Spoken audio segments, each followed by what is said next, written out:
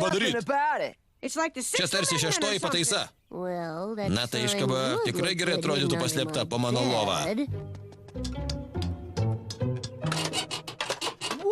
Juk mes mokam spausti bendramžius, ar ne? Hei, malūne, kiti vaikinai važinėja dviračių užsimerkę. Aš kietas.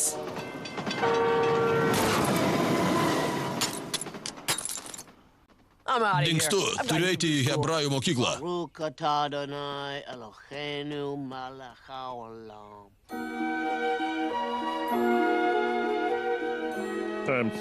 Atleisk, kad tave įskaudinau, mieloji, bet aš tau parodysiu, kaip branginu tavo jausmus. Vieną suaugusiam ir vieną kūdikiui. Aš ne kūdikis. Kūdikis nuo 0 iki 2 metų. Jos pirmieji žodžiai. Pritark, kūdikiams bilietas kainuoja $50 pigiau. Verčiau neisiu, negu meluosiu.